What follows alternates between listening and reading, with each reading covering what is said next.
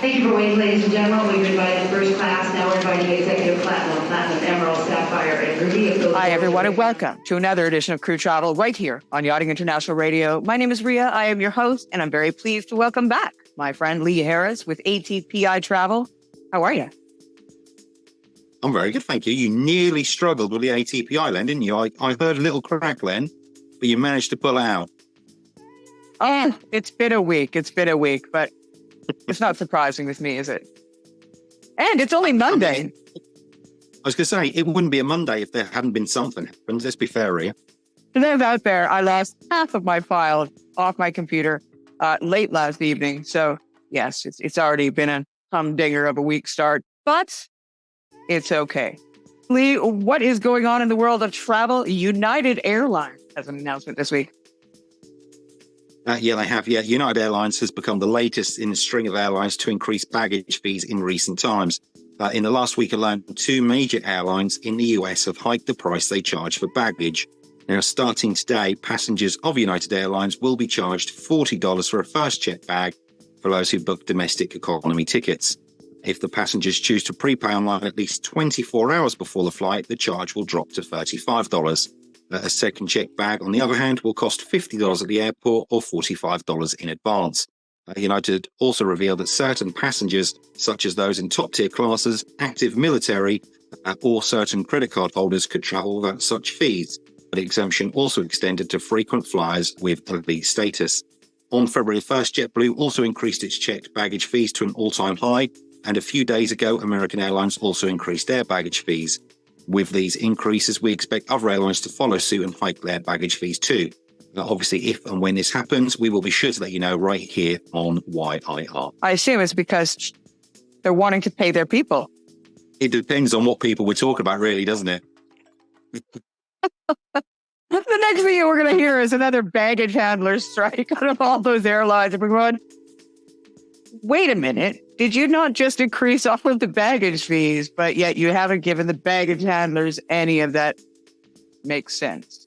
And Eastern Airways has news. They do indeed, yeah. Eastern Airways has secured rare slots at Paris Charles de Gaulle Airport to enable two UK regional links to switch from Paris Orly. The move will enable the airline to connect to Europe's busiest airport from both East Midlands and Southampton, with services operated in partnership with Air France. Unfortunately, though, a Cardiff to Paris Orly service will cease in the short term, as only two takeoff and landing slots were freed for Eastern at Charles de Gaulle. The swap of the year-round services, which started in April 23, comes ahead of the summer 24 Olympics and Paralympics in the French capital. The new Paris Charles de Gaulle services will be operated by 72-seat ATR turboprops.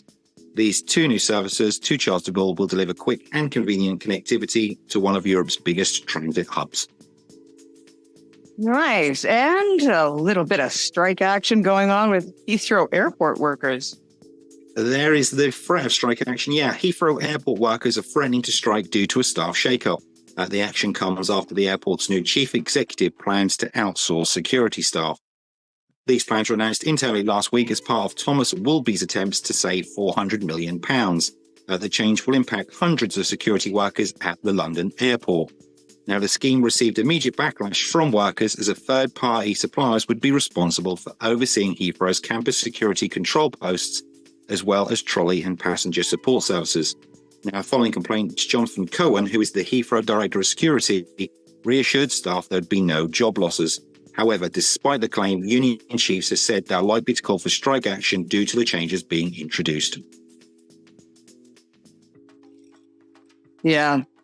Always looking to save a buck, but never looking to pay your employee. Anyway, moving on to United Airlines and a new launch. Yeah, this is actually quite good for a lot of the Explorer yachts. A new direct link between Guam and Tokyo is coming in May after United Airlines announced a new route. The route will feature daily services between Guam Airport to Tokyo's Haneda Airport, utilizing the 737-800 aircraft. United currently already operates a route between Guam and Tokyo's Narita Airport with services 4 times a day. The new route builds on United's 32 weekly flights between Guam and Tokyo. Now, with Guam becoming an extremely popular area for Explorer yachts, these extra flights will be of massive benefit to crew traveling to join their respective yachts in Guam. In total, United's presence in Guam includes more than 14 destinations. United has operated on the US territory for more than 55 years. The carrier is also the only provider of passenger air services between Guam and Osaka, Nagoya in Japan, as well as islands in the Federated States of Micronesia, Marshall Islands, and Palau. All places I'd love to visit. And Delta has announced a new service. They have, starting in time for the Pacific summer season, Delta will launch a seasonal route from Los Angeles to Brisbane, Australia, which will operate 3 times a week through to the 28th of March 2025. This route will operate on the Airbus A350-900.